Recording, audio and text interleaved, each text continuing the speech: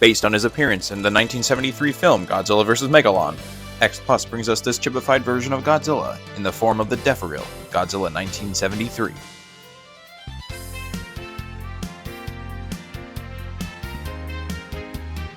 The moment this figure was announced, I knew I wanted to get my hands on it because I absolutely loved the sculpt on this thing, and it still holds true now that I have it in hand. This figure has all the details that Deforeals have come to be known for, and while it is a compact figure, there is no sacrifice to quality at all. Every inch of this figure is packed with great textures that perfectly captures the look of Godzilla's suit in the film. And the paint apps perfectly complement the sculpt. Godzilla has a lighter gray appearance here, with some sandy paint apps throughout the entire body to simulate a sort of dirty appearance. This sort of sand-colored paint application I think creates a nice level of highlight that contrasts with the darker color of Godzilla itself. So in these natural light shots that you'll see here, it has this beautiful array of colors here that feel very subtle, but add a lot to the level of depth for the sculpt. I particularly love the profile of this figure from both sides. I think the tail pose adds a nice sense of movement to it, and the silver paint apps on the dorsals are a nice touch as well. Now the Rick accessories for this figure are what really elevates this figure for me. Normally, Ricks tend to be light-ups, but in the case of this great figure, we get a swappable lower jaw and a swappable left arm. And while I do like the default/standard version of this figure with that slightly open mouth, I do think that this more closed mouth appearance of Godzilla with the power pole in its mouth just makes for a more cute appearance in this Deforeal format. With the power pole in his mouth and the tree in his left hand, Godzilla's starting to look like a wizard with a pipe and staff. All that's missing is his wizard hat, and he'll be ready to go on an epic quest.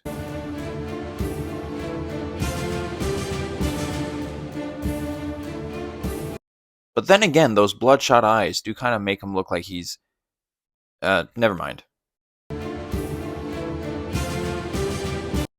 But having those options for a closed mouth or open mouth with the swappable arm as well adds for a nice variety, and you can really kind of customize the way that you want to display this figure. While I don't show that here on camera, you can definitely have like an open mouth with the tree in the arm, or a closed mouth with no tree in the arm, so that's really cool to have that sort of variety.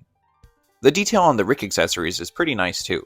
The power pole in the mouth, while simple, does get the point across if you know what you're looking at, and the tree does have some nice attention to detail with those branches jutting out, and a little bit of blackwash to simulate that sort of natural wooden look. Another thing you might have noticed with this figure is how realistic the eyes look. I talked about this a little bit when I first previewed this figure before it was released, and now that I have it in hand and in natural light, you can really see this sort of natural glassiness to the eye that almost mimics real human eyes, which can border on the uncanny a little bit, but I do think for the most part that it fits the style of this figure, and it looks really well done. Props to the painters from X Plus who did this, because there's a lot of detail in these eyes. Rounding out our look at the paint are the fingernails and toenails.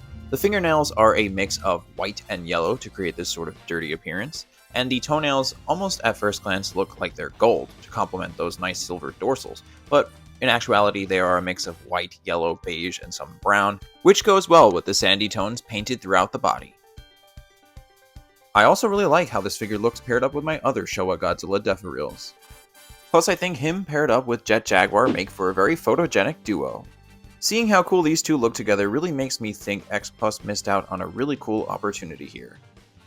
I'm talking, of course, that handshake. I think if they gave both of these figures alternative hand-shaking arms, it would elevate this set even more. While they do look awesome already, I do think that being able to replicate perhaps one of the most iconic scenes from the entire Godzilla franchise would be really nice and would fit the Deforeal style very well for these two. That said, I do think that these two look awesome together as they are.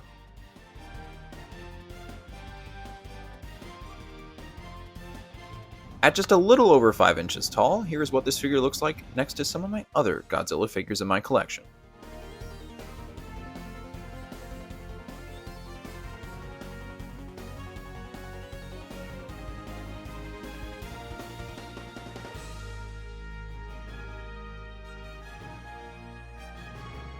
In case you couldn't tell, I absolutely love this figure. Not only is it a great addition to the X Plus Deforeal line, but it's also one of my favorite acquisitions of 2022. What I really love about this figure, and Deforeals in general, is just how much detail is really packed into these small figures. Definitely my favorite aspect of this figure are the Rick accessories. I think that power pole and the tree in the left hand really elevate this figure and separate it from really the other Godzilla Deforeals that I have. And come on, how could you not like that expression? I think it's just the perfect combination of cute and funny and sort of fierce looking. It really is everything that Deforeals are about, and X Plus nailed that aspect, of course, on this figure. Definitely, if you're into stylized toys or you like Deforeals and this particular Godzilla, I would highly recommend this figure, particularly the Rick version of it, just because I like those added elements with the power pole and tree.